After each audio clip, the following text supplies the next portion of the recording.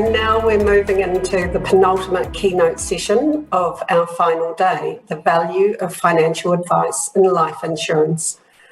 Purchasing life insurance is one of the most important financial decisions New Zealanders will make, and it can be tricky to navigate with so many options available, not to mention the challenge with understanding the policy wordings and the underwriting process. To help us better understand the value of financial advice in life insurance, we have assembled a fantastic panel. To introduce the session and the speakers and to share a real-life client story, we have none other than Russell Hutchinson of Chatswood Consulting.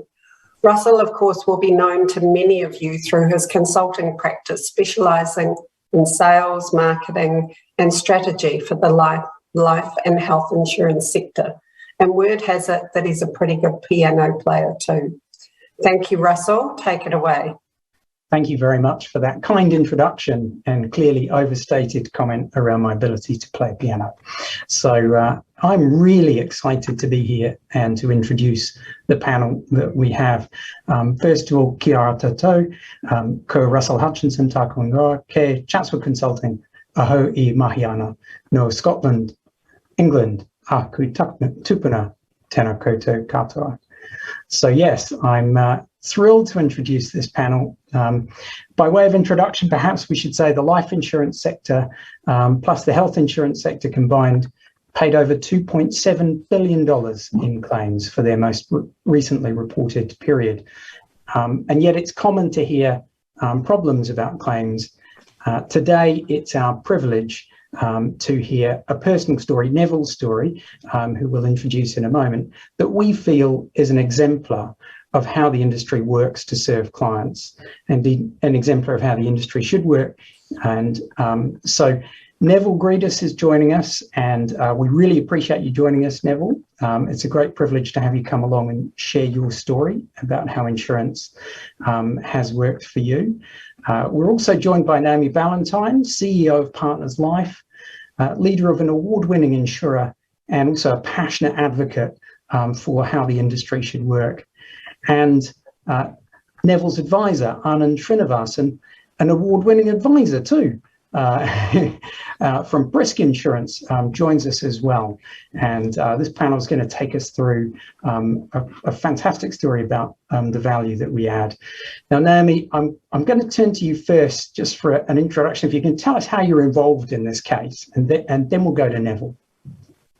We're really fortunate to have been the life insurer that Anand chose to support Neville with his insurance package. So we've had first-hand experience at this journey that Neville has been on, and the way in which the products that Anand put in place have responded to his situation. So that's how come I'm here, and I'm incredibly proud of the role that we have been able to play in supporting Neville.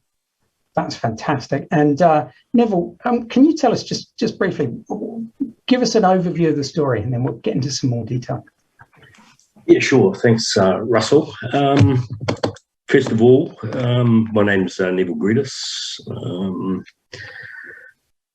Basically, my story is quite a long one.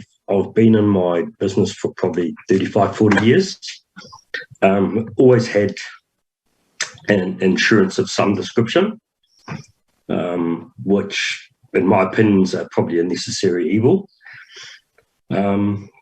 Probably 5, 6 years ago, I've been thinking about my insurance cover for a long period of time, and just one day out of the blue I got a cold call. Normally a cold call, basically, you just kick it to the side. For some unknown reason, we decided to make a booking with Anand from Brisk Insurance. Never met him before. As I said, a cold call from a third party. We sat down one night and probably took about 2.5 hours. Went through everything. And I was adamant I wanted to make my premiums lower. Little did I know that that doesn't really work that way if you want a really good policy. So anyway, it was probably, I don't know, a few days, maybe a week. Anand came back with some proposals. We thought about it pretty hard after having the heavy discussions and decided that, hey, the package looked good, covered the bases that I thought needed covering, and we ran with it. And unfortunately, it was a hell of a lot more than I used to pay. But in hindsight, if I hadn't had that, I wouldn't be in the position I am today, which is pretty comfortable. So, and Neville, so we've got a good context for this talk. What happened to you? Tell you the truth, you think you're bulletproof your whole life, and probably about 2018, November 2018, I had a really minor accident on a rural property, and I actually just slid down a bank, and I thought I dislocated my shoulder. So didn't think too much of it. Went to A&E that day, took a few tablets. The next week I went in for some scans and stuff, and it actually just buggered my shoulder completely. So that set the ball rolling, where you think you're covered by ACC because it's an accident, you've been paying your premiums your whole working life, blah, blah, blah.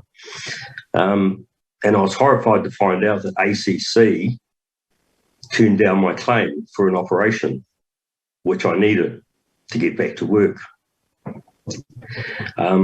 I had been in touch with Anand, my insurance advisor at that stage, and he came around and saw us, and he actually got the ball rolling on his side. ACC accepted the fact that, yes, I'd had an injury, and they were going to cover 80% of my wage. I think I had, normally the 80% of my wage would be a lot higher, but we got the extra cover, so basically you had a set amount. But when they turned down the claim for the operation, I got a little bit frustrated with them. So I've been in touch with a specialised surgeon who actually I ended up knowing because I've done some work for him, and he was going to book me in his last surgery at the end of this year, of that particular year. So it meant that I could get everything done, start the rehab and get back to work early. But with the ACC actually declining it, but not giving me a decline letter, we couldn't go forward with the private stuff. So what happened in the end was, after getting so frustrated with them, 2 days before the operation, because the surgeon had held that spot open for me, I'd been in touch with Anand, and behind the scenes, he'd been to the insurance company to get all the paperwork sorted, so that we needed a decline letter from ACC, which arrived 2 days before the op. Within 12 hours, we had approval from Partners Life to go ahead with the op. That is fantastic. I just want to briefly grab Anand. Anand, what did you do through that process? And then we'll go back to Naomi and see how you brought this together for Neville. Yeah, and I think it comes back to a bit of being prepared for that situation. As an advisor, you're trained mentally and physically to wait for the phone call. So when a call comes to me and say, I'm Russell, I don't say, hey, Russell, how are you? I wait for you to speak, because you're not calling me something good, right? It's a sad story. But whenever somebody calls me out of the blue and say, hey, I'm Neville calling you, I don't go, hey, mate, how are you? You're obviously not well, you're calling me, right? So listening is the most important skill we have. So when Neville called me in November, I said his buggered his shoulder, all my senses sparked up saying, I got this fantastic products, plans, and this man's been paying his premium. This is the time I need to help him and make him believe in the insurance he's bought. So straight away, every step of the way, Neville, the good thing about Neville is we were like a tag team. So Neville was always, listening to what I was saying, and he was actioning it. So when I asked for papers, when I asked for records, and I also cautioned him, don't be surprised if ACC decline your claim. So preparing him for the eventuality. I think that's crucial. Also giving the insurance company enough time to approve. So all this behind the scenes work helped Neville in getting through the stress points. He never had a stress because you're working through it and making sure things were happening as we're going. Nice. That's fantastic. And Naomi, when was the first time you became aware of this claim and how it was working? And you going to tell us what your role is in that? Actually, so Neville's claim has progressed since then, and there's been a number of things that Neville has had to experience, unfortunately, none of which you would ever dream about when you start off with a shoulder injury, but that's the way it's appeared. So I first became involved when actually Neville reached out and had produced a video telling his story for Anand, because he felt passionately that this was a story that people need to hear about, that bad things happen, lightning can strike twice, money is needed in those circumstances, and if you've had a good advisor, those things will come together. So I didn't know about it until actually Neville had been through quite a lot, and it became quite extraordinary from our staff's point of view, and they thought I should know. Fantastic. And look, it sounds like, Naomi, there's more to tell in the story. So I'm going to go back to Neville and say, Neville, it didn't finish there, did it? So obviously something happened. Then ACC. What happened after that? Yeah, that's the hard part where I get emotional. But that just kicked off the ball, really. I had a couple of blood tests pre the operation, I think it was, and came back with prostate cancer. So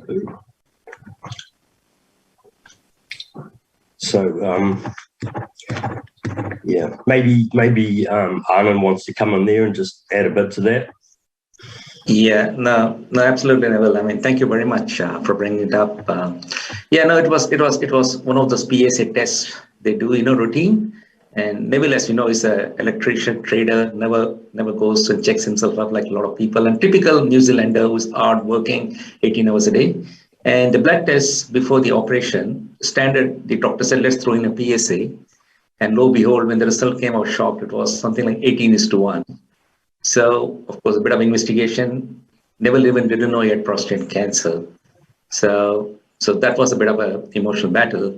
But the good news was at that point, we were coming to 13 weeks wait period and his income protection kicked in. I said, Neville, step back, take rest. We'll talk through. This is not about, everything doesn't have to be physical. Now, this is a big, I'm gobsmacked, you got prostate cancer. We are gobsmacked. But what was happening to the process that Neville was going through, he was seeing money rolling into his bank account. 200,000, I mean, big amount, trauma cover, this. He said, what the hell is happening? Why am I not financially stressed? That's what insurance is about. And he couldn't believe. I mean, even now Neville says, I just can't believe these things pay actually. And that was I said, honestly, why do people say it won't pay? It will pay. It will pay. It is designed to pay. Right. Yeah. And that's the every step of the way. Neville was experiencing I was making sure that he was not financially insecure. And that gave a lot of confidence to Neville. And what is happening to him was happening to him. We can't stop it, right?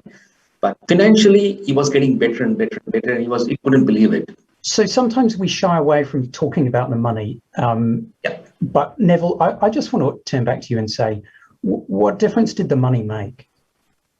Good question. It probably still hasn't sunk in even now.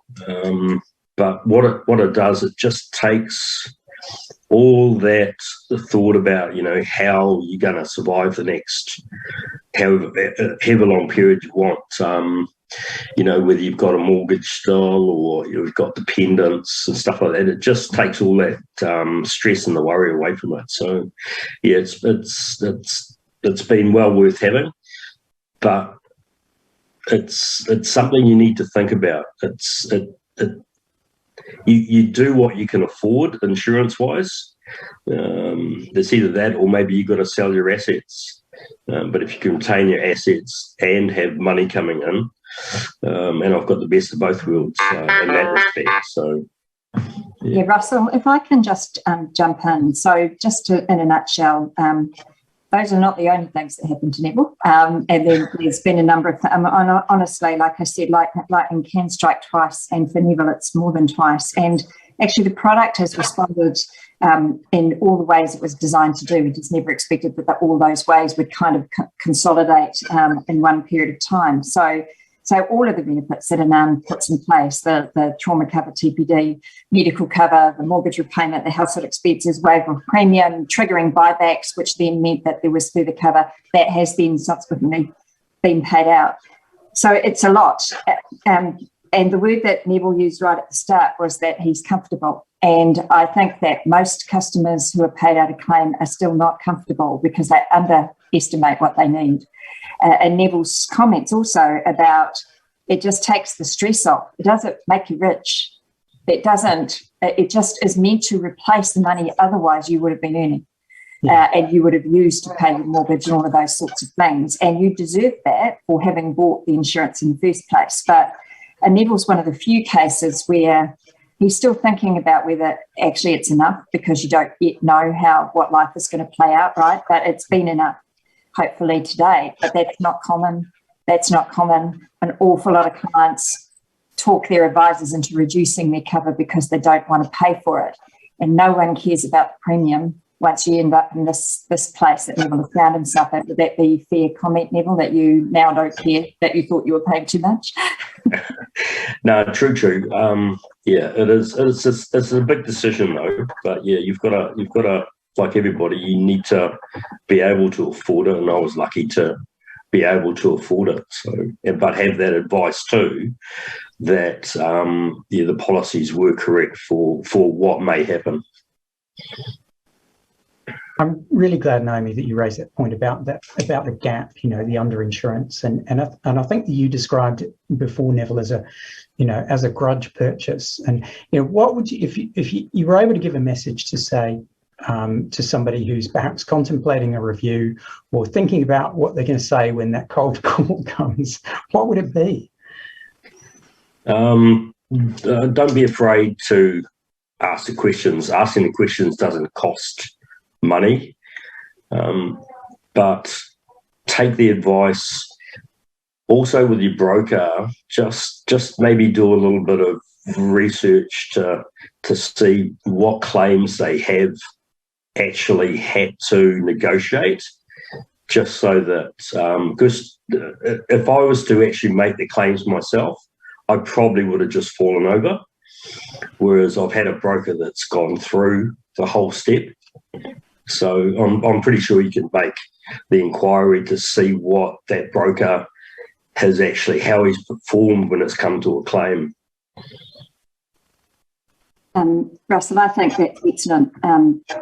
Neville, that's exactly the right thing to talk about, because we talk to regulators a lot about the role of the advisor. And I think they kind of understand that advisors give advice at the point of sale. They probably are reluctant about the way in which advisors get remunerated for doing that, although, as you know, that's a very hard job because you're dealing with people who don't really think they want what you want to sell and they don't think they should pay for it.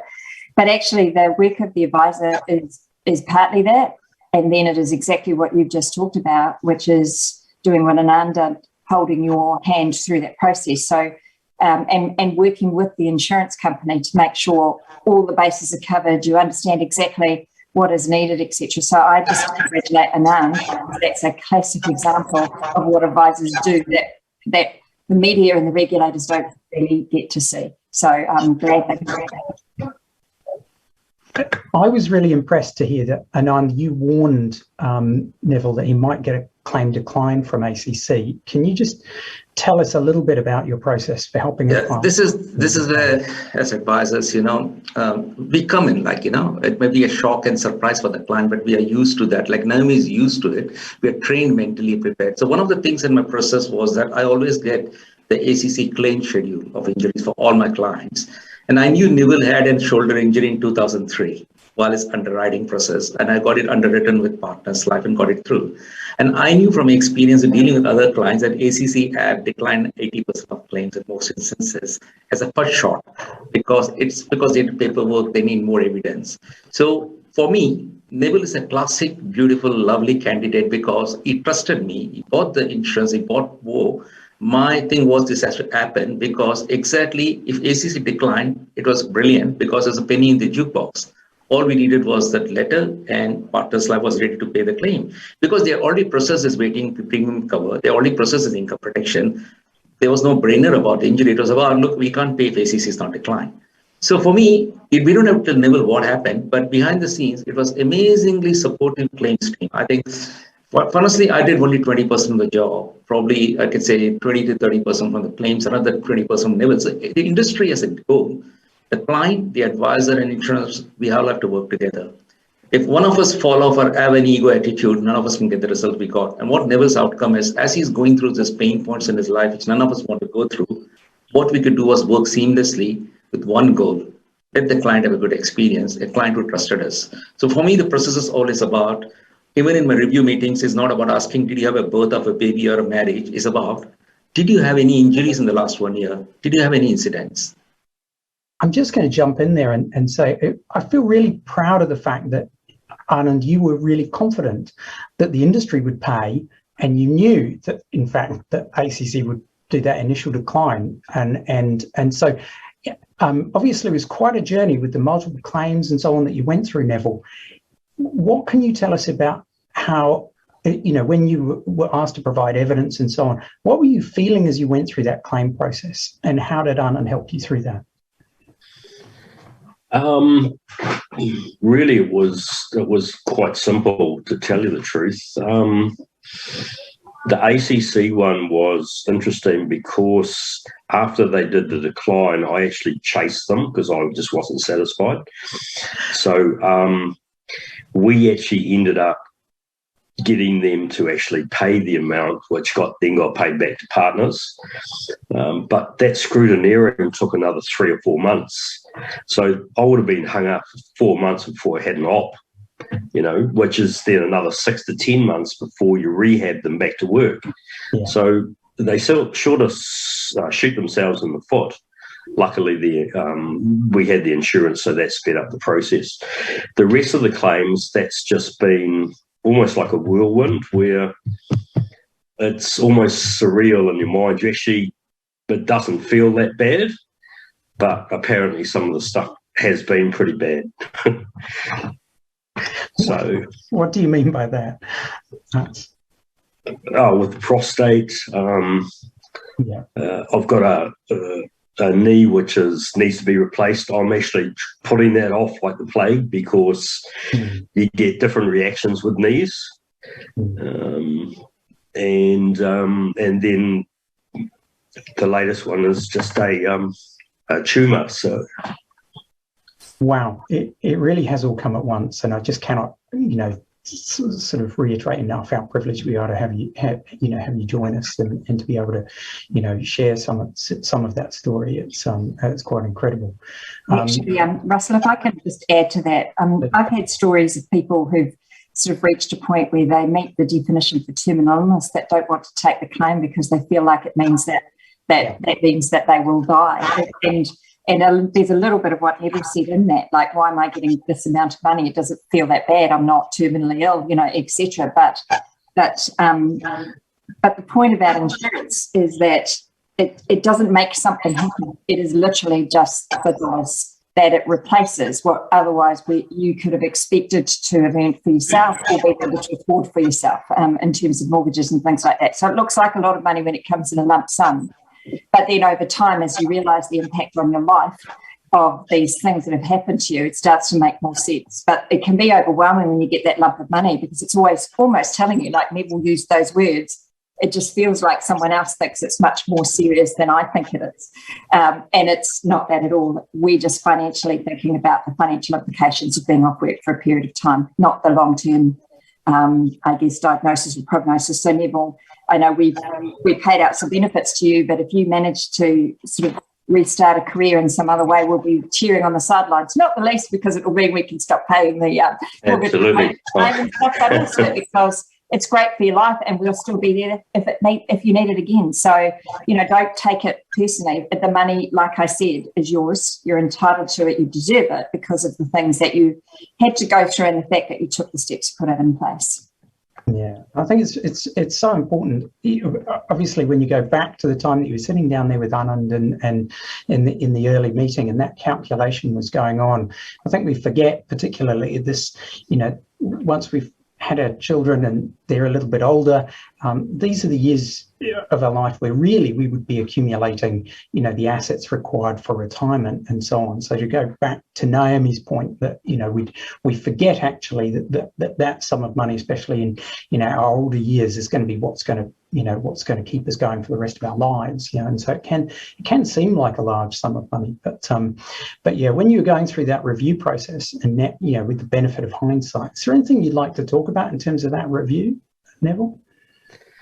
Well, to tell you the truth, review-wise, we've got in the habit of actually reassessing every 1 to 2 years, and that's quite critical to make sure that, as you get a bit older, you've still got the stuff you need, because this may happen and that may happen, whether it's swapping from one insurance company to another.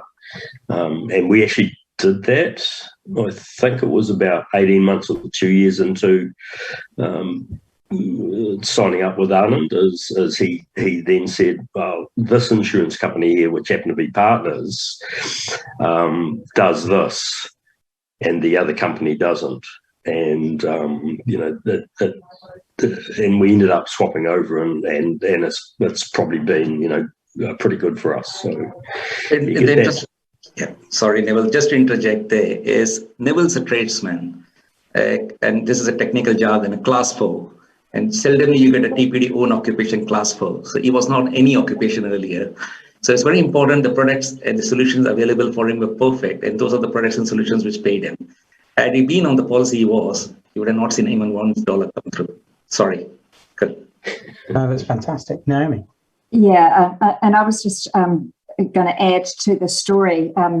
Neville talked about he had insurance for years and he kept thinking he needed to review it, and it wasn't until he got a cold call from Anand that he decided to engage in that process. Can you imagine if he hadn't, because your life changes so much from year to year, and your insurance policies have to change with it, and a good advisor, so sorry, but whoever was your previous advisor clearly didn't do that job, and that kind of almost ignoring of the client for a period of time once you've sold them something is exactly why the regulators got incensed about the advice industry in the first place, right? So, but for every one of those, there's Anand who is doing the job that he's doing, but it just really hones in on how lucky the circumstances have been, despite all the terrible things that have happened to Neville, that from an insurance point of view, that luck cross that he said yes to that cold call, that Anand made that cold call to Neville, and luck shouldn't play any part in it. So it's fortunate for this case, but it shouldn't have relied on luck for you to have had this outcome, Neville. Yeah. True. Fantastic. And look, the time has flown and we've just got like 1 minute left. So I'm just going to turn back very quickly. Neville, is there any last comment you'd like to make? Probably not, actually. Well, thank you so much for agreeing to join us, Neville, and it's an incredible story. Look, it has everything. There was the reaching out and requiring a review. There's good advice. There's having the courage to take the cover that you did and to make sure that it was going to work for you. There's a great insurer standing there, prepared to pay a claim when ACC wouldn't, and then the composition of the product and all of those things stacked up to create a great result, which I'm very proud of the industry and how it works. So my great thanks to Naomi Ballantyne, CEO of Partners Life, Anand Srinivasan of Brisk Insurance, and especially to you, Neville, for coming along and sharing your personal claim journey with us. We really appreciate it. And now I'm going to turn it back over. The FSC team is actually going to play the video which Neville talked about and Naomi mentioned during the session. It's a couple of minutes, and then we'll bring it back to wrap up. Thanks.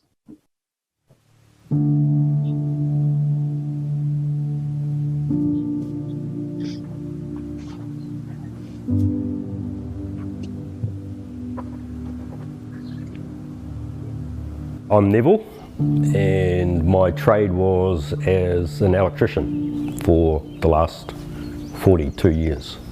I'd had a business insurance policy for my whole working career, and basically it needed to be reviewed, but I didn't have any joy with my current brokers. So we decided that we probably need to change. That's when we ended up meeting Anand from Brisk Insurance. We sat down and had a really good discussion for probably between 2 and 3 hours. And basically we were very happy with that first initial meeting. One thing Anand did offer was very specific policies for my particular electrical business, rather than a generic solution that you could get from anybody else. In November of 2018, I basically destroyed a shoulder, and overnight, as an electrician, work as I know it has ceased.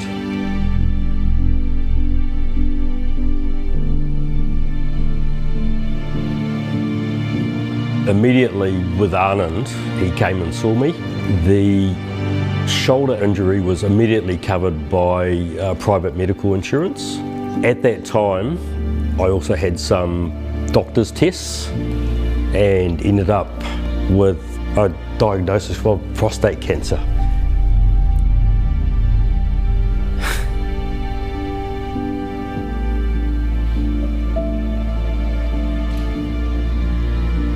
The silver lining was we had a trauma part of a policy, and within a short period of time, Anand got the ball rolling with that, and the insurance company also paid that trauma part of the policy out. Going through the process of the prostate, the shoulder, you're thinking everything's going well. I had another slight injury. Once investigated, it was found that I had arthritis of my right knee. I was told by the orthopedic surgeon that we would need a total knee replacement. I had the thought that I probably won't be returning to my working life as I know it.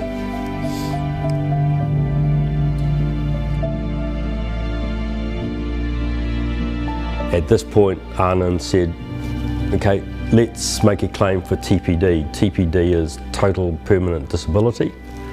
We did all the paperwork with Anand, and once again, within a very short period of time, we had a full TPD payout, which was life-changing again. To any tradesperson, no matter what field you're in, just make sure that you have policies that are going to cover you, a broker that's going to present those policies to you. But if you do have a claim, make sure your broker is as good as Anand. Anand will be there for the policy writing and for the policy claim. Really, really important.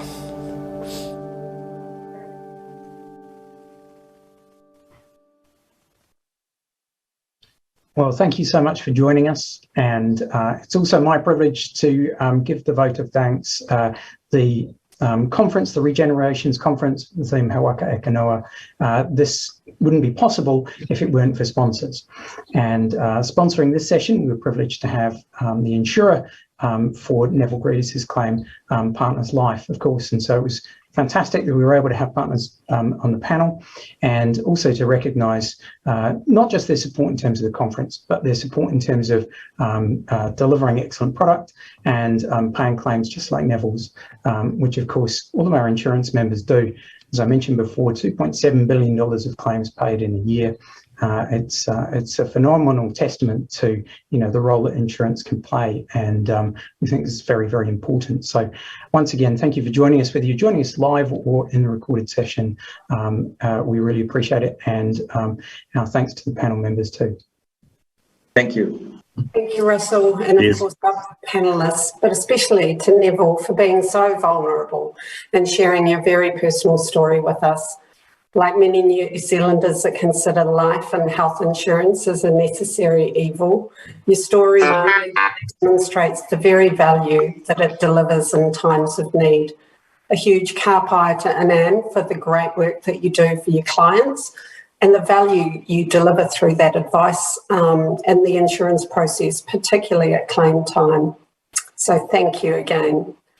Okay, whānau, for our closing keynote address of the day, we will be welcoming Mitchell Pham, co-chair of the Digital Council for Aotearoa and co-founder and director of CodeHQ. Mitchell, originally from Vietnam, now based in Auckland, Mitchell has a distinguished career spanning software, tech, business leadership, advising industry, community and government. As an Auckland University student in the mid-1990s, Mitchell and some classmates discovered that they had a knack for identifying solutions to problems and a know-how to create and deliver those solutions technologically. Now, while the fashion of the 1990s might have been somewhat questionable, it was the decade that sparked a revolution in terms of technology. We went from beepers to Blackberries, IBMs to iMacs, Nintendos to Nokias. With the software industry about to take off, Mitchell and his mates rented a house on Auckland's North Shore as their first office and established their business organ. Leap forward some 20 plus years, the business has been transformed and rebranded under a new name, CodeHQ, and is now a multinational business with sizable teams across New Zealand and Vietnam. Now, while I've focused on some of the highlights of Mitchell's professional career, the story that Mitchell will share with us today is on a much more personal level. It's a compelling and emotional story that starts in Vietnam during a time of conflict. It's a story of resilience in the face of adversity, and it's a powerful story. So without giving anything more away, it's time to welcome Mitchell Pham. A reminder, of course, that we will have some time for Q&A with Mitchell at the end. So please don't forget to use the Q&A function on the screen. Welcome, Mitchell. It's an absolute pleasure and a privilege to have you join our conference as our final keynote speaker. Welcome. Thank you very much, Yvonne. Tēnā koutou ina rangatirama. Ko Mitchell Pham toku ingoa, ko au te tia mana o te Digital Council for Aotearoa, NZ Tech, FinTech NZ. No reira kei te mihi ki koutou katoa. I'm being the last speaker for both days of this summit. I've had the opportunity to learn from the previous sessions and completely tune in to the various different conversation streams. And of course, particularly moved by Neville in the session just before mine in terms of personal impact. And so it's a real privilege that Richard invited me to share with you my own personal story. But also, I do want to, at the end of that, reflect back on what regeneration means for me. And hopefully that might resonate with everyone attending this event as well.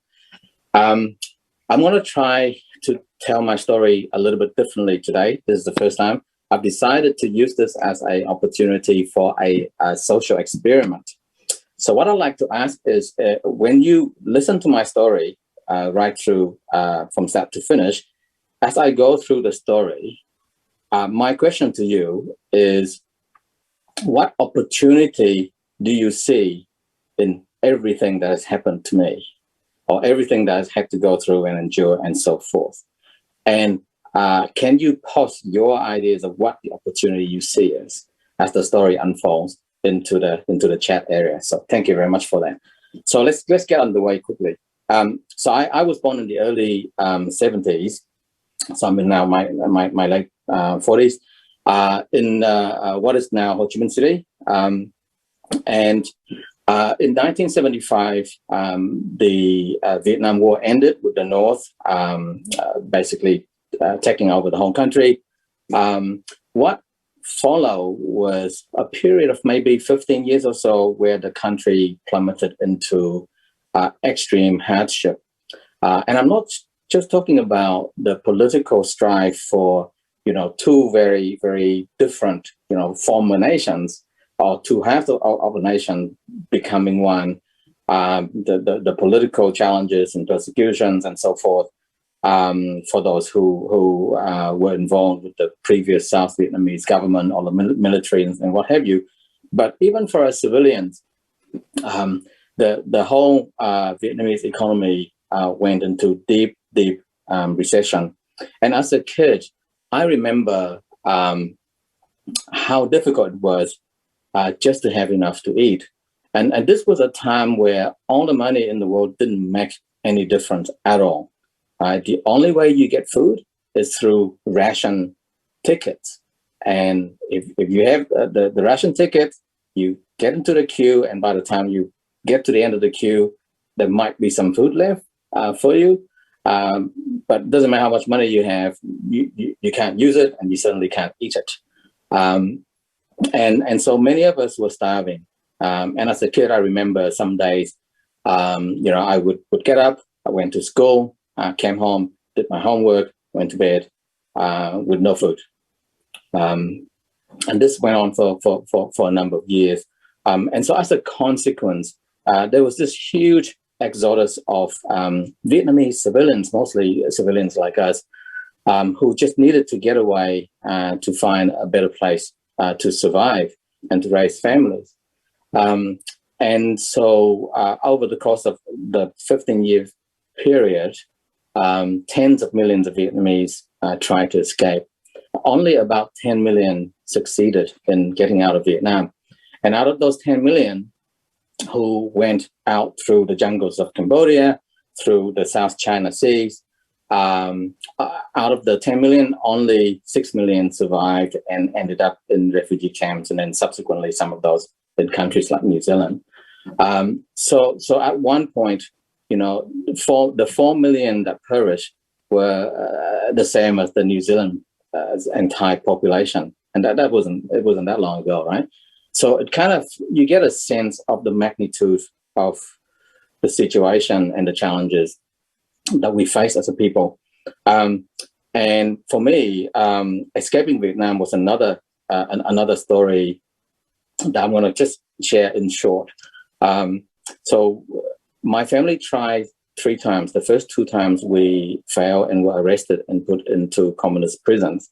And these prisons, because there were so many of us who were caught, there were not enough prison facilities, proper facilities. So the government set up these makeshift prison camps along strategic locations like the side along the river, Mekong River, where the tides come in and out every day that would, clean out the camps and some of those things. I was 8 the first time, I was 10 the second time, and both times were horrific experiences. And just witnessing the level of human rights abuse that happened in those camps as well, really impacted me as a person. Especially the second time when I was 10, I was older and was able to comprehend much more, and was being able to comprehend more suffering that was going on around me. So both times we were held in these camps, and they were alongside the Mekong River. And I remember during the day when we were basically out in the open, the river at the level of, excuse me, the tide was going in and out. And I remember standing when it was high tide in water up to my chest, and when it was low tide in mud up to my hip, and there wasn't enough food. People were getting sick, and young women were getting abused daily, and all of those things that were happening at the time. And strangely enough, the more the government tried to stop people from leaving and punishing those who tried to leave, the more determined people were to leave. So my parents tried the third time, but this time around they didn't have enough money. They had sold everything, leveraged everything, couldn't borrow any further. So they could only afford to one seat on a boat to escape. And I was 12 at the time. Some of my cousins were being conscripted into the Vietnamese army to fight the Khmer Rouge in Cambodia at 14. So my parents was determined to get me out of the country, and neither of them could go on their own and leave the other with 3 kids. So I kind of got the straw for the journey. I'll never forget the look on my mum's face the day she sent me away, not knowing whether or not I would survive the journey at all. So I went along with a group of people, some family friends, some extended relatives. We stuck onto a rowboat. We went out into the middle of the Mekong River. We got onto a fishing boat. There were 67 of us on a 12.5-meter boat. We tried to quietly go down the river out to sea. We were spotted by the Coast Guard, and we were shot at and chased after. And I remember I was 12 years old at the time, didn't have my parents with me. And we were all sitting in the hold where the catch is normally kept, trying to keep as low as possible. And I remember, seeing machine gun bullets, flying right above my head. If I stood up, I would have been chopped down by the bullets. And I was absolutely terrified. Yeah, as a kid, I remember trying to curl up and become as small as I could possibly be on that boat. And then miraculously we got away. We escaped. We went out to sea.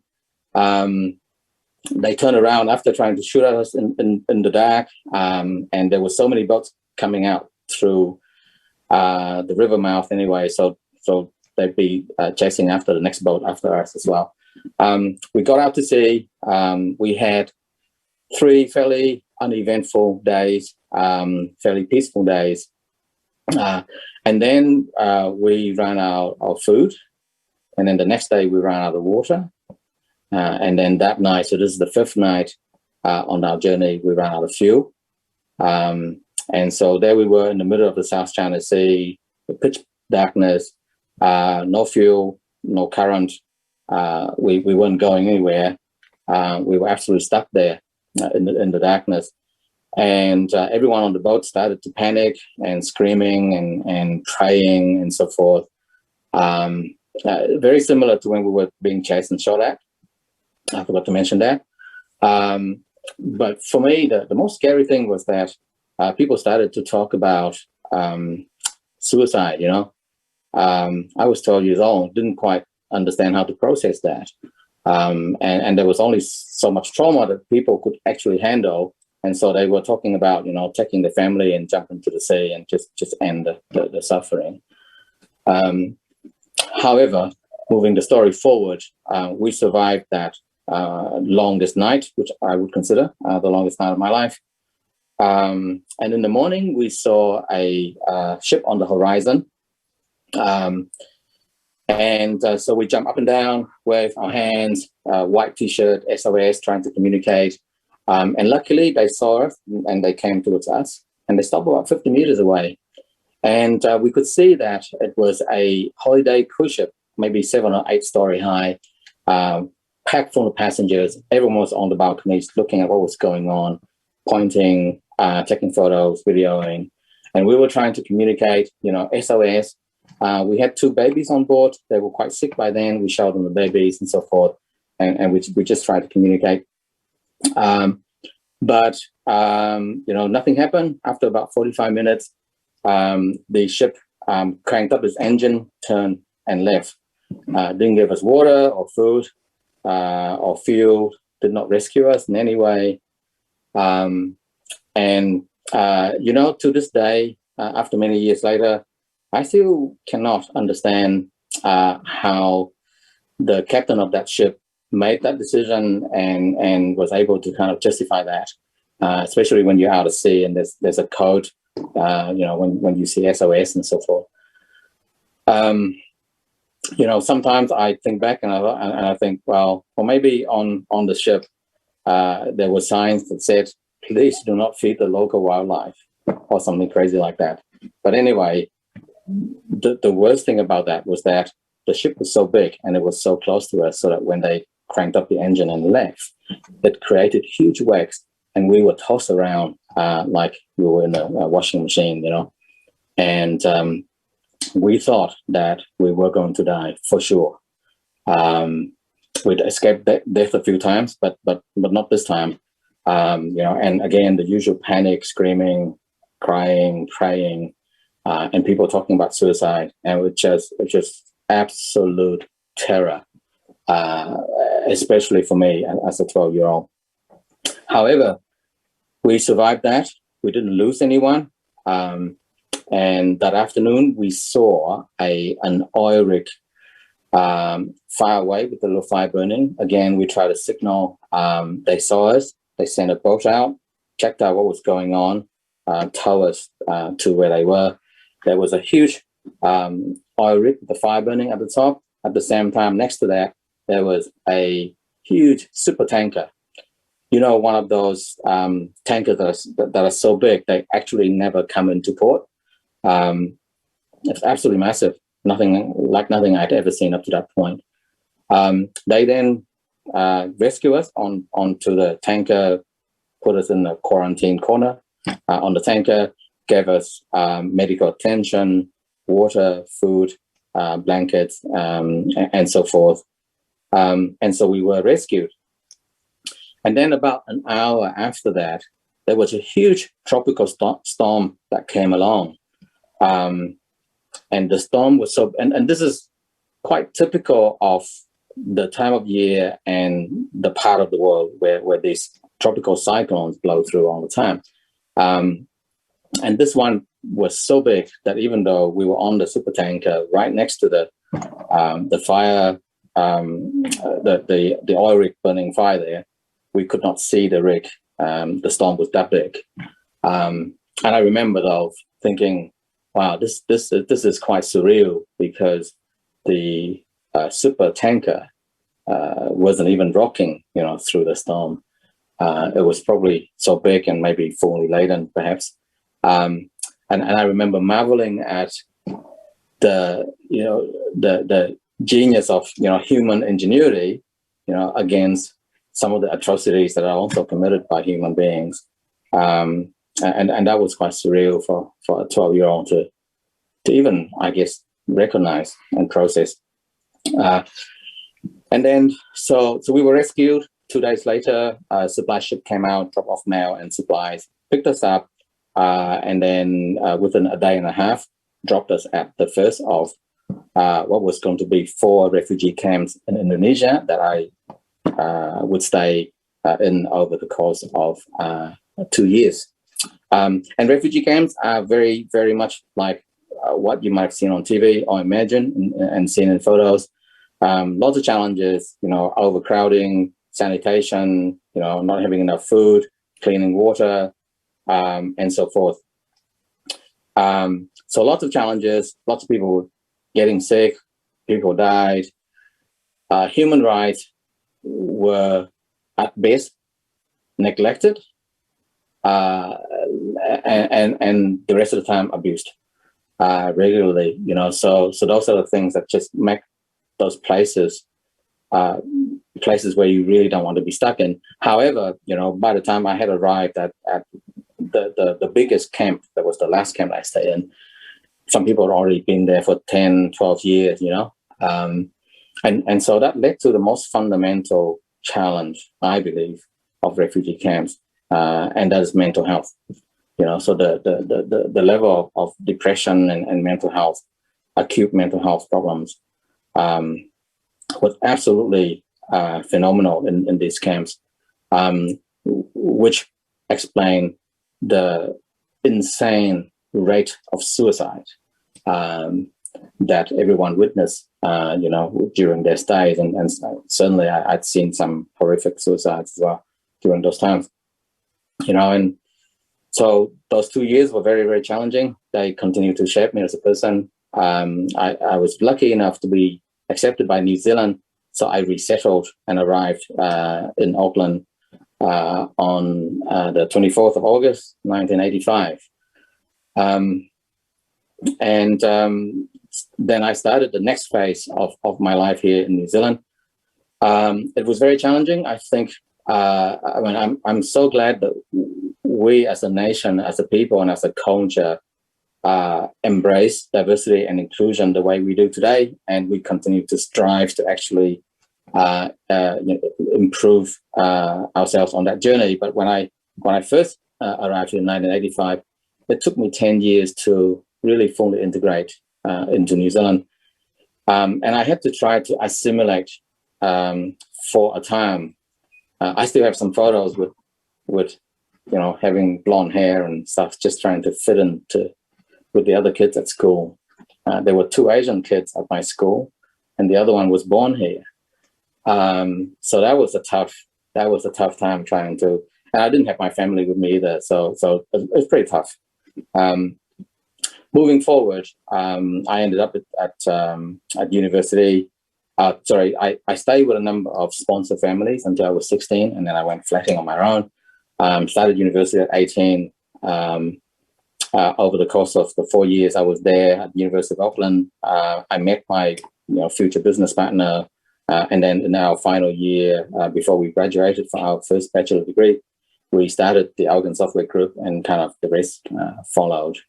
So that's kind of a very high speed dating type of storytelling that I'm sharing with you across that time. For me, some of the subsequent challenges that might answer some of your questions, because everyone always asks about my family, so I might as well answer that question now. I was away from my family for 13 years before I went back to Vietnam to see my family again, my parents and siblings.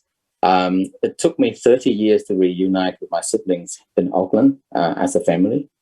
That was a very, very long time. As a consequence, I ended up setting up the Auckland Refugee Family Trust to help raise funds and help other refugee families to reunite with their families, and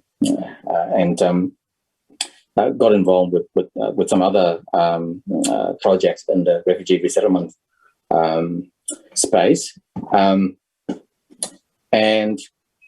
So I kind of just want to pause there for a second, really, to be able to take questions. But what I'd like to do is maybe while you're asking questions, I might jump onto the chat and see how many of you have noted some opportunities that you picked up along the way. For me, the key message today is, resilience to me aligns very well with regeneration.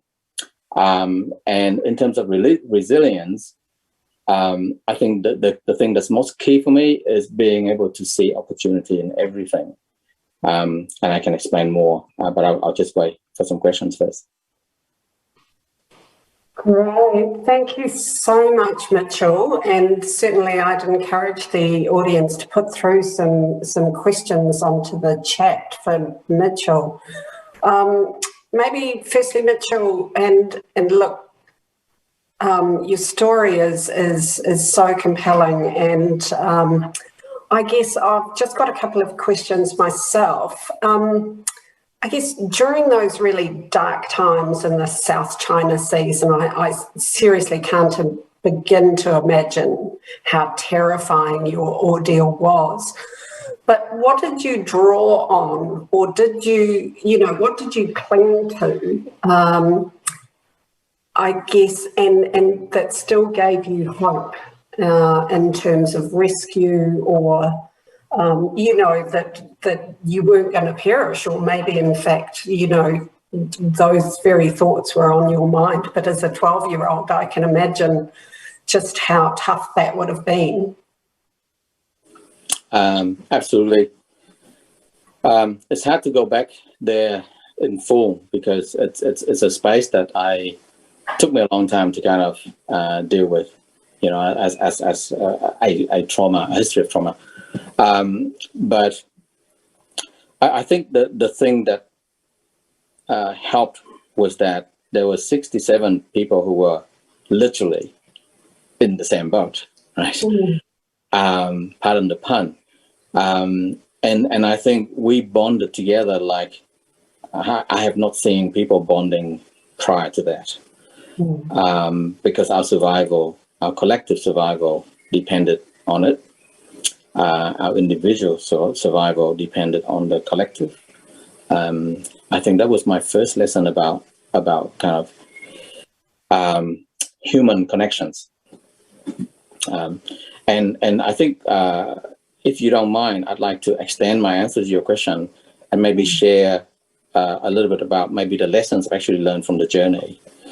Yes, please. For me, it's important to recognize that, you know, after several near-death experiences, I realized that life is not only precious, but it can be very brief. And that's why I think ever since then, you know, I've maximized every single day that I'm here, because ultimately all of our days are numbered. Even if we live each day for our own selfish selves, that's still better than actually wasting the opportunity while we're here, right? The second lesson I learned is that, you know, there's when I went back to the cruise ship captain and the oil rig captain, who were both in charge of multi-billion-dollar, you know, assets and business operations, they faced the same ordeal in terms of decision making, and they had to make a decision, and their decisions went in opposite directions, and their decisions had human life impact, right? And for me, what I've learned from that is that as leaders, I think we're all leaders on this call. You know, very often we end up in situations where we don't have the luxury of perfect information, having the time to consider all the options, and just having to make decisions and make some gut call, right? And so as leaders, it's really important that we have very, very strong values. Because what happens is that when we make these decisions in the dark, it is our values that will guide our decision, but also more importantly, that's our values that we're going to have to live with after we've made those decisions, irrespective of the outcome. The third lesson that I learned was actually watching the captain of the fishing boat that was responsible for 67 souls through the journey. And when we were caught in the washing machine after the cruise ship left, you know, up until that point, we didn't go anywhere. We were stuck, you know, and then we ended up being tossed around. But it was the wake from the cruise ship that then pushed our boat into a place where there was a current, which then took us to a place where there was an oil rig, which then was where we got rescued. You know, so my lesson there was that, you know, as leaders, we may end up in situations where we have zero control over, like this COVID situation, for example, or the previous GFC and what have you. You know, and we can, as leaders, we can do anything, except we do not have the luxury of giving up, because everyone else's lives depend on us, right? And in that situation on the fishing boat, you know, the captain of the boat was completely and totally focused on everyone who was on the boat. And his mission was not to lose anybody on his watch. And that was it. He couldn't control the situation. He couldn't control the weather. He couldn't control what was happening around us. You know, so those are some important lessons for me that I've taken on and applied through my entrepreneurial careers, you know, through the various ups and downs for the last 30 years. Thanks, Mitchell, and I'm sure you'd all agree that there's some, you know, great lessons there for us in our roles, in our, you know, business roles and leadership roles. One thing you mentioned was your 2 years in a refugee camp in Indonesia and the severe mental health challenges on those people. I guess then on arrival in New Zealand,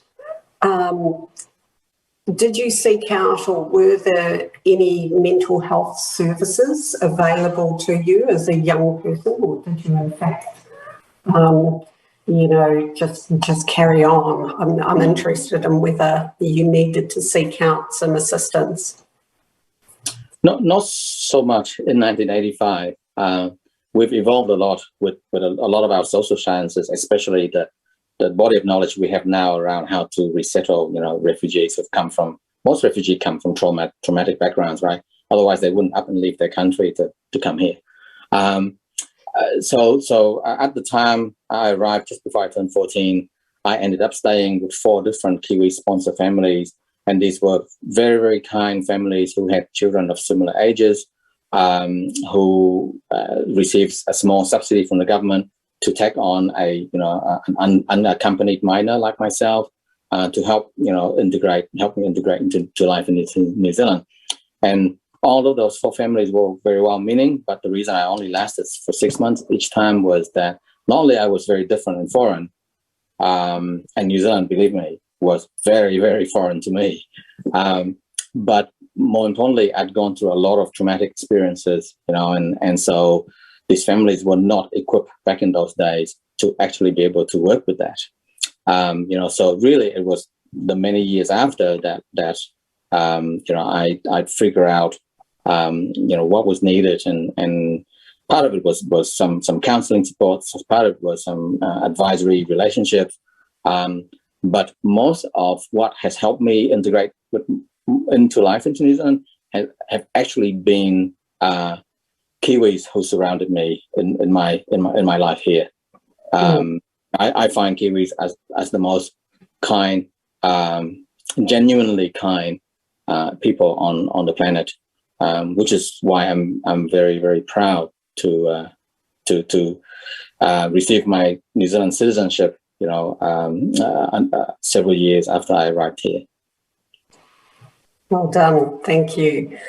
We do have a couple of questions from the audience, so I'll just pose these to you now, Mitchell. One that we've got is that, it sort of puts the challenges, or our challenges seem a little bit insignificant given what you face.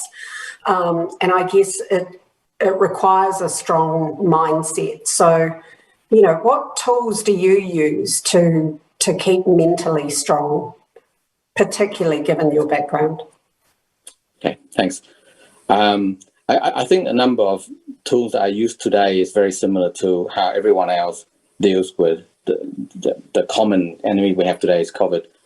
For example, in terms of, exercise, healthy diets and so forth, and maintaining connection with my family, my parents in Vietnam, and my family is here. But let me put it into context again. The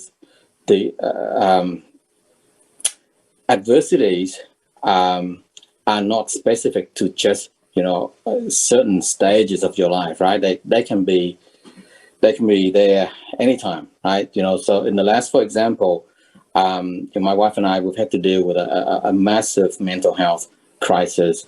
Our second daughter, prior to COVID, lived with a mild mental health condition. And after 18 months of, lockdowns in Auckland, that was exacerbated and became a full-blown crisis, an emergency situation. She attempted suicide. She had to be rushed to emergency services. Her life was saved. She ended up in 3 weeks in psychiatric ward at Auckland Hospital, and then came home. And we've only just started to receive, individual and family counseling to help that recovery journey, right? So adversity is very, very present today in my life, as it is with other families and others suffering from the same situation. My own father, he's 79. He caught COVID about a month ago. Ended up in a specialized COVID hospital in Hutchinson City. Nearly died. Came back, and he's just finished his 7-day self isolation at home, and he's now well enough to pick up on his life as well. So I really want to acknowledge that it really, I'm part of the same world that everyone else living through right now, and I'm affected as much as everyone else through these things. And so for me, having survived prior challenges, if you will. Every time I survive a challenge, I feel more confident the next time I face a challenge. And I think that can be a blessing. Yeah, I agree. I think, as you say, every time, there's a challenge put in front of you and you overcome it or deal with it, it does actually make you just that little bit stronger and more experienced, I guess, facing other such challenges. One of the other questions we have is a thank you for sharing your openness and sharing your powerful story. The question is, how have you helped build bridges, I guess, between New Zealand and Vietnam? Absolutely. It took me a long time to realize that I did not have to give up being a Vietnamese in order to be Kiwi. I went through when I was younger, and I was a teenager as well, dyed my hair blonde, all that stuff.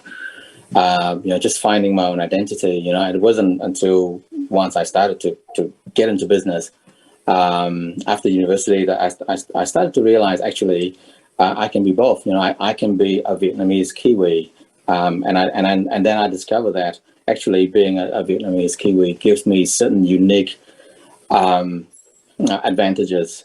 That can be helpful to others, right? And that can be also helpful in business. And so when it comes to business, I started to go back to see my family since 1997, after 13 years of being away. And in early 2000, I established a subsidiary for the Algon Software Group in Ho Chi Minh City. And even back then, we could see that New Zealand was going to just over time, face a more and more acute challenge around tech talent. And I think now it's everyone's aware of it, but back then we already started to see that. And so that was the real opportunity to extend a business that has been very well developed in New Zealand, to tap into the tech talent that was starting to emerge out of Vietnam, even in the early 2000s.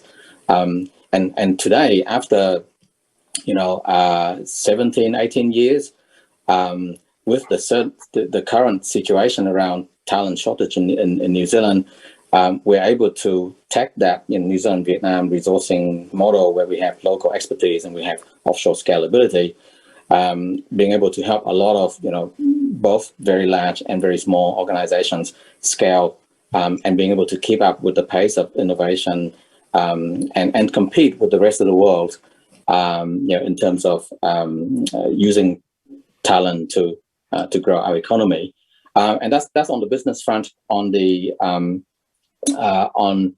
I guess on the non-business fronts, I've been involved with the Asian New Zealand Foundation for maybe 17 years as well, helping provide independent advice to government organizations around the opportunity for growing or advancing our relationship between New Zealand and Asia, for trade as well as for, I guess, societal advancement as well. And so for me, that's been those two things have been quite important personally, because for me, I need to do that because they reflect the double identity that I have as a Vietnamese Kiwi. Great, thank you. And I guess this is a bit of a good segue. One of the other questions we have is what do you think we can do ourselves, and maybe the finance sector or the finance community can do to help maybe support refugees in our communities, or embrace the diversity and richness, and bring that, what are some of the suggestions maybe that you might have for us? Great. I might take the opportunity, Yvonne, to answer that question in two parts. Sure. The quick short answer is, the Auckland Refugee Family Trust is really, it's constantly, raising funds to help families reunite. For example, this past year, we've actually helped a number of families from Afghanistan to to come through to New Zealand to reunite with their families here. So it's an ongoing area of work that can certainly benefit from the help, especially from the financial services sector. So please, if you're interested, reach out. I'll provide my contact details and make those connections. The other organization I'm involved with is called Host International NZ. And that organization is focused more on connecting refugee talent to help solve, the New Zealand talent shortage, for businesses. So businesses can take a very selfish approach to tapping into the talent pool that's come from many countries. That's the refugee community, because many of the refugees are highly educated, even very wealthy backgrounds back in their own countries, come from very diverse, industries, including financial services and so forth. So that's the quick answer. I think the other one that's more important against the bigger picture that I would love to encourage everyone to kind of take away from this conversation is that listening through the last 2 days, right, there's just a long list here that I've made a note of, everything from, in terms of what's going on. There's COVID, public health, economic impact, the nature of work changing, nature of savings changing, digital trends that change, that's kind of shaping consumer behaviors and expectations, data and digital technologies helping better personalized services, talent shortage, diversity and inclusion becoming more important, Maori, Pacifica, Asian populations emerging in relevance and adding perspective to the lens that make up Aotearoa, sustainability becoming a real key challenge as well, and the list kind of goes on.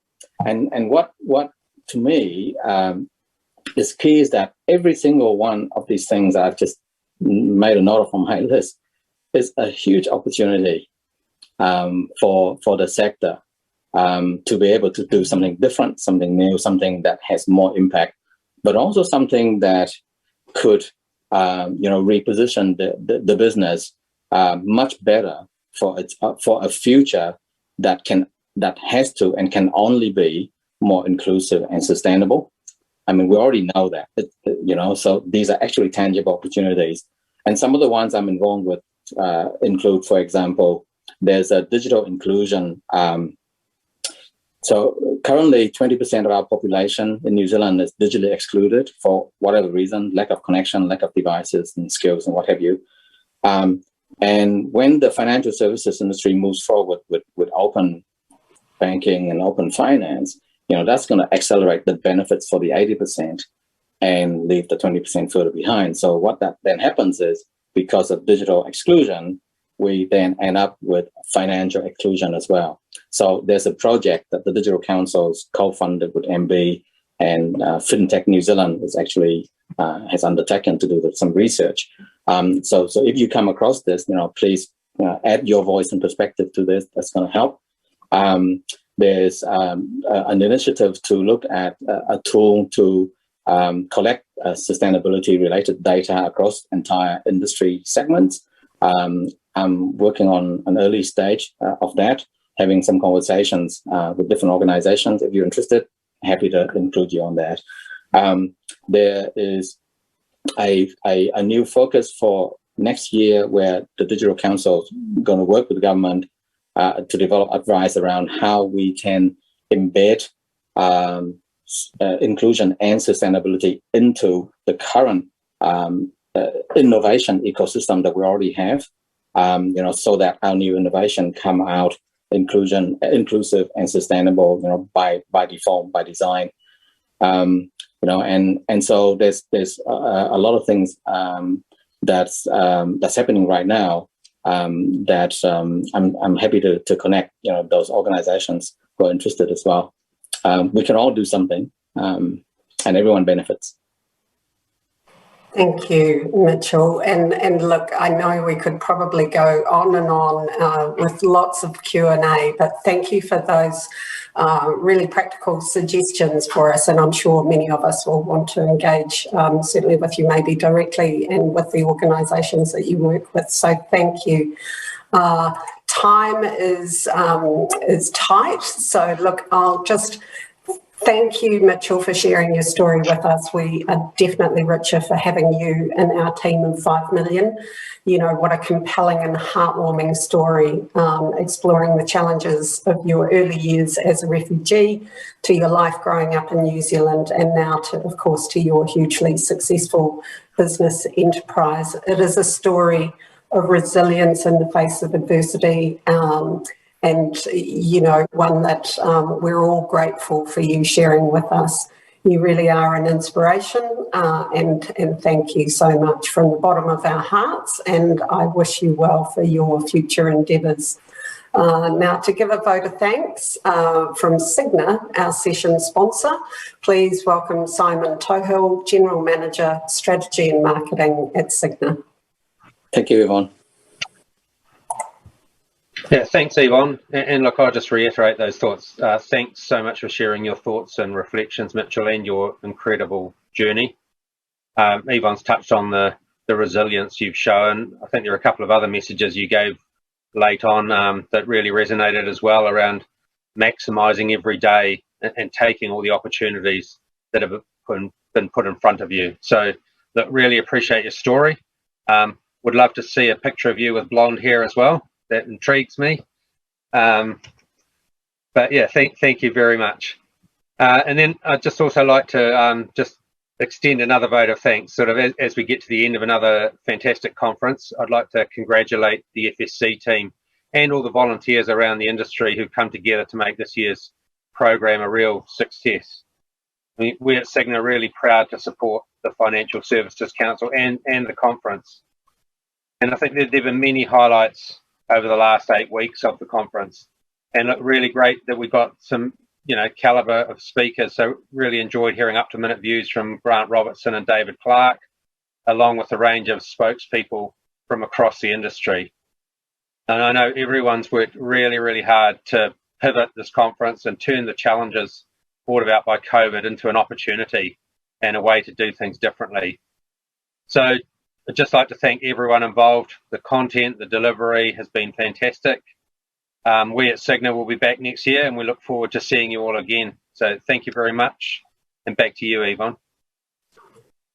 Thank you for your kind words, Simon.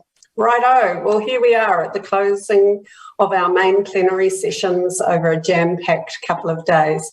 My wrap-up will be reasonably short and sweet, as I am mindful that you've been engaged with us online now for a few hours. But given the calibre of the speakers and the fabulous content, I'm sure you will agree that the time has whizzed by. Thank you for staying with us, and I do hope you've enjoyed our ReGenerations Reimagined conference. Day one saw us traverse a plethora of wide and varied topics, kicking off with 3 concurrent breakfast sessions. We were treated to a discussion on the issues facing the trustees and supervisors sector, to Women in Super discussing diversity in the workplace and the gender pay gap, to the fascinating and simply mind-boggling world of regenerative medicine and 3D printing. Honourable Grant Robertson, a regular feature on our conference agenda, shared his thoughts on our economy's resilience in the face of the country's debt levels and rising interest rates. He reassured us that Omicron should be a cause for concern, but not necessarily for panic. And antiviral drugs is where the real action is required. Renee de Monchi conceded that our domestic tourism sector has been competing with spa pools, boats and home improvement spend, but encouraged New Zealanders to change their habits, go somewhere different and see the magic of this country. And if you're stuck for Christmas present ideas, give a gift from one of our fabulous tourism operators. Honourable David Clark, Minister of Commerce and Consumer Affairs, reminded us that our financial services industry has a key role to play in New Zealand's economic recovery, and that trust and confidence were the 2 words that resonated with him, particularly during these turbulent times. The Diversity and Inclusion panel, with its superstar lineup of Dame Valerie Adams, David Takao, Teresa Gatting and Mariana Camo, explored the reasons why having an inclusive and diverse environment delivers better decision-making and real productivity gains. Dame Val spoke about the importance of cultural competency and encouraged us to be courageous and reach out to trusted individuals that can help and inform. In the afternoon, we had our 3 sundowner sessions with the panel asking if New Zealand needs a stewardship code to the future makeup of investment portfolios, as well as a look at where all the talent is coming from in the world of technology.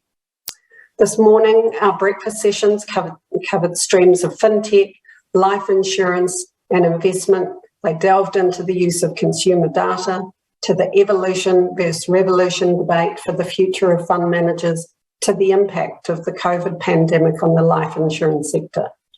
Our regulatory keynote session with Jeff Biscan, Deputy Governor, Reserve Bank, sat down for a fireside chat with Richard Clippen to discuss the RBNZ's role promoting a sound and efficient financial system and the balancing act of setting interest rates. The KiwiSaver panel discussed and debated whether our industry is moving the dial or simply moving the deck chairs, and explored their own areas of expertise and conviction, and offered up some compelling suggestions to improve the KiwiSaver offering. Our final keynote speaker, Andrew Bailey, MP for Port Waikato and party spokesperson for Commerce and Consumer Affairs, in a chat with Richard Clippen, gave his views on the economic recovery. As they say, people will remember a story and how it made you feel, and we were treated to just that in the Value of Financial Advice and Life Insurance panel discussion. And finally, we were very privileged to hear from our closing keynote speaker of the day, Mitchell Pham, sharing his story as a refugee from Vietnam. Mitchell's very powerful story demonstrated his sheer resilience in the face of extreme adversity, and I, for one, was really moved and encouraged by his words and story that he so graciously shared with us. So that brings me to the end of my chat, and I have been absolutely delighted to be your MC for today.